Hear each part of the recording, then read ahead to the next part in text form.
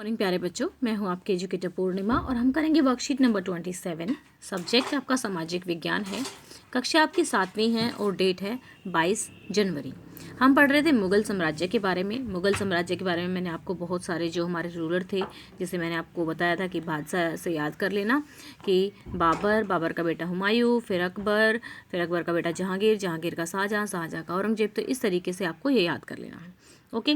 और दूसरा मैंने बताया था कि जो इनके वंशज थे, एक तैमूर और दूसरे जंगेजी खां। और ये खुद को जंगेजी खां का वंशज कहलाना क्यों पसंद नहीं करते थे, ये आप मुझे कमेंट करके बताएंगे, क्योंकि मैंने ऑलमोस्ट हर वीडियो में ये आपको बताया है।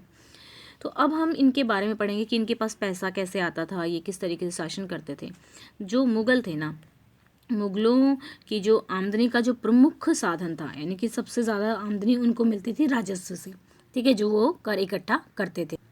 फिर अधिकतर स्थानों पर कर इकट्ठा करने के लिए जो थे, जो मध्यस्थ थे, जो बीच में आते थे, तो क्या करते थे, बीच में जो लोग हैं, जैसे कि ये हो गए, मान लो ए अंग्रेज हो गया, बी यहाँ पे कोई पर्सन हो गया, सी किसान हो गया, तो ये क्या करते थे, इसको ड्यूटी दे देते थे कि भाई तेरे को कर इकट्ठा करना है। ये किसानों से कर इकट्ठा करता रहता था और ये फिर इनको दे देता था। तो जो बीच वाले थे वो मोस्टली, चाहे जो भी थे, उनको वो जमींदार का नाम ही दिया करते थे। अधिकतर स्थानों पर किसान ग्रामीण कुलीन, यानी कि मुखिया या स्थानीय सरदारों के मध्य से राजस्व देते थे। ठीक है, यानी कि उन्हीं जो भी वहाँ पर लोकल होते थे, जिनको अपॉइंट करते थे, उनको किसान क्या करते थे, राजस्व देते थे। समस्त जितने भी मध्यस्थ थे, समस्त मध्यस्थ, चाहे वे स्थानीय गांव के हों या मुखिया हों या फिर शक्तिशाली सरदार हों, मुगल उनको क्या कहते थे, उनको जमींदार ही कहते थे। ठीक है। अब जो अकबर के जो राजस्व मंत्री थे, ठीक है, अकबर के जो राजस्व मंत्री थे, उनका नाम था टोडरमल। इन्होंने दसाला सिस्टम स्टार्ट किया था ज़मीन का, जिसमें जो कृषि की पैदावार थी, उसकी कीमतें, कृषि की को बहुत अधिक सावधानी पूर्वक जांचना, सर्वेक्षण करना, ये सब जो था दसाला सिस्टम में होता था।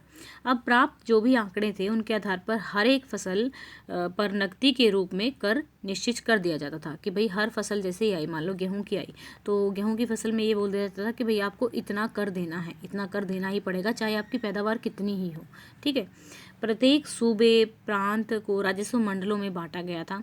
जितने भी प्रांत थे, जैसे कि अभी हमारे क्या जो स्टेट हैं, आपका दिल्ली ही देख लो, नगरों में बटा हुआ है।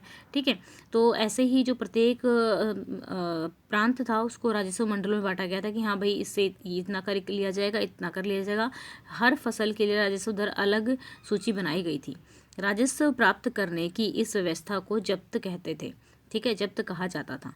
अब जब्त व्यवस्था उन स्थानों पर ज़्यादा प्रचलित थी जहां पर मुगल प्रशासनिक अधिकारी भूमि का निरीक्षण कर सकते थे।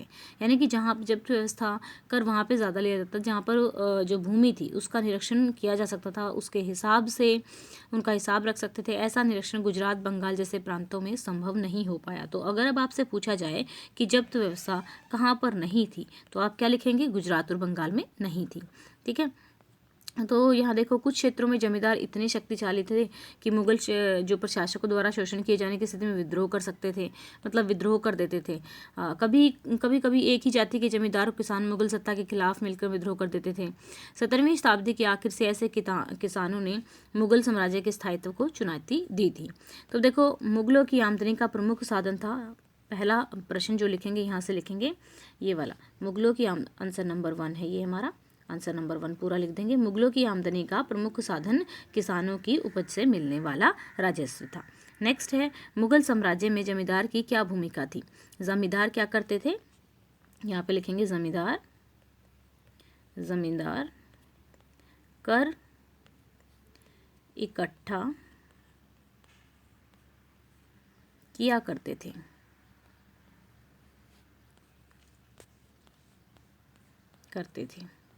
या फिर ये भी लिख सकते हैं, जमींदार किसानों से कर वसूलते थे।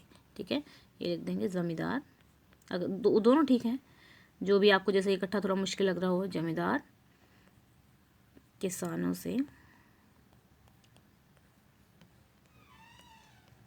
कर वसूलते थे। दोनों में से कोई भी लिख सकते हो। ठीक है। नेक्स्ट है, अकबर के राजस्व मंत्री का क्या नाम था। तो यहाँ से लिखेंगे, अकबर के राजस्व मंत्री का नाम क्या था, यहाँ से लिखेंगे टोडरमल। राजस्व मंत्री टोडरमल था, उनका नाम क्या था, टोडरमल।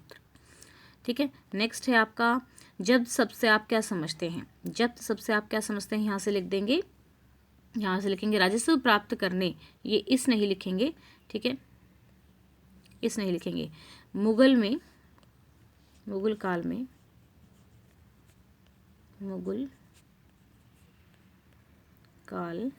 में राजस्व प्राप्त करने की व्यवस्था को जब्त कहते थे। ठीक है, को जब्त कहते थे। तो ये यहाँ पे लिखा हुआ है, राजस्व प्राप्त करने की व्यवस्था को जब्त कहा जाता है। तो ये हो गया हमारा क्वेश्चन नंबर, ये क्वेश्चन था क्वेश्चन नंबर 4 था।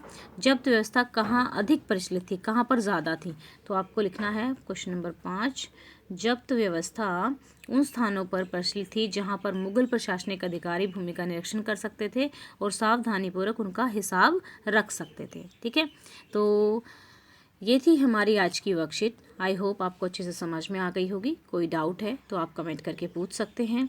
और आज की वीडियो का हम लाइक्स का टारगेट रखते हैं 500 लाइक्स। ओके, एंड अगर आपने चैनल को सब्सक्राइब नहीं किया है तो चैनल को सब्सक्राइब कर लीजिए। डिस्क्रिप्शन में मैंने आपको जितने भी आपके इम्पोर्टेंट लिंक्स होते हैं वो दिए हुए हैं। पुरानी वर्कशीट के भी लिंक आपको हर वर्कशीट की वीडियो में मिलते हैं। अगर आपकी कोई वर्कशीट रह गई है तो पर्टिकुलर सब्जेक्ट की प्लेलिस्ट में जाके आप उसको कंप्लीट कर सकते हैं। Thank you, have a nice day, may God bless you.